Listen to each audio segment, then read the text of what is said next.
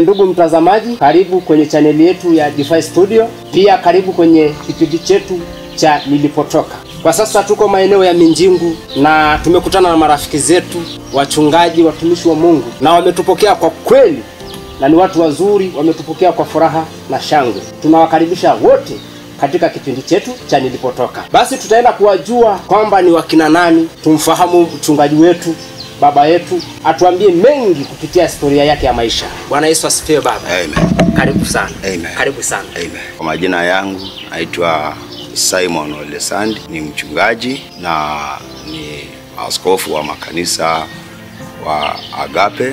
Ninatumika katika maeneo haya ya Minjingu toka muda mrefu. Na kwa kweli mpaka mahala hapa ni Bwana ametufikisha mahala hapa ambako tumefika, na ninamshukuru Mungu kwa jua ninyi na pia hata sasa watazamaji ambao tunawaona katika channel hii. Yes, karibu sana. Ni Mungu.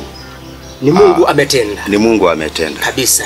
Hivyo kwa maisha ya huduma yangu nimeanza huduma hii mwaka wa 1997. Kwa hiyo ulianza huduma kipindi cha mrefu sana, kirefu sana. Ndio. Kwamba mwaka 1997. 97 ndio nimeanza huduma hii. Yes. Na imekuwa na changamoto nyingi. Lakini kwa sababu Bwana ameniita, nimeendelea kupambana. Naanza Minjingu, kaingia Oltukai, Masaini. Na ilikutana na changamoto nyingi sana. Kwa hiyo wakati ulipoanza huduma ulifungua hapa Minjingu na Umasaini pia. Ndio. Kwa hiyo pia unaenda kuwafungua wa Masai. Na pia ulikutana na changamoto mengi sana. Changamoto nyingi sana. Mwaka 97 ni nadhani ni kipindi kirefu sana. Kipindi kirefu sana. Yeah. Kwa hiyo nilipambana, nilikutana na changamoto nyingi. Lakini nilimuona Mungu. Ulimuona Mungu.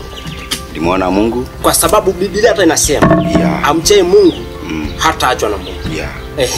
Ndio. Kwa hiyo niliendelea na mpaka sasa niko hapa Kibaoni Minjingu. Nina kanisa ambalo nimefungua mwaka wa 2001. 2001. Kwa hiyo kutoka kwenye kujua Mungu 97 ukaja mpaka 2001 ukafungua kanisa. Si kwamba nimemjua Mungu 97, nimeanza huduma 97. Ulianza huduma 97? Maana kumjua Mungu mimi nimeokoka mwaka wa 91. Ni siku nyingi sana. Nimeokoka sehemu moja inaitwa Loitoktok. Loitoktok ni wapi? Kenya. Ni Kenya. Kwa hiyo nawe pia uliokokea Kenya. Nimeokokea Kenya. Ndio. Na nimebatizwa Kenya. Ulibatizwa Kenya? Nikatumika kwa makanisa ya KG. Kenya Assemblies of God. Yes. Karibu. Kwa hiyo nilitumika eneo hilo kiuinjilisti, na wakati Mungu aliniita nimekuja Tanzania. Na ndio nikaja kuendelea sasa Tanzania. Na hakika Bwana ndiye aliyenituma Tanzania. Bwana ndiye aliyekutumwa Tanzania. Yes, karibu sana. Ila mimi nimeokokea Kenya. Uliokokea Kenya. Na baada ya kuokoka Kenya nilitumika maeneo yale, na baadaye Mungu aliniita kuja Tanzania. Kwa hiyo hata hapa Minjingu kwa makanisa ya Pentekoste mimi ni muasisi. Wewe ni muasisi? Hebu tuambie mchungaji kirefu kidogo kwamba muasisi ni mtu aina gani? Muasisi ni mwanzilishaji wa kanisa ya Pentekoste. Ila katika eneo hili wako watu ambao walikuwa wamepitia, lakini nimeingia eneo hili nikapambana na uinjilisti, nikashuhudia, nikakumbana na changamoto nyingi, na na mpaka huduma imekuja kusimama. Kwa hiyo sasa, kwa huduma yetu hii ya Agape kwa sasa hivi ninaona upenyo mkubwa sana. Kwa sababu nimemwona Mungu akitupigania, akituwezesha.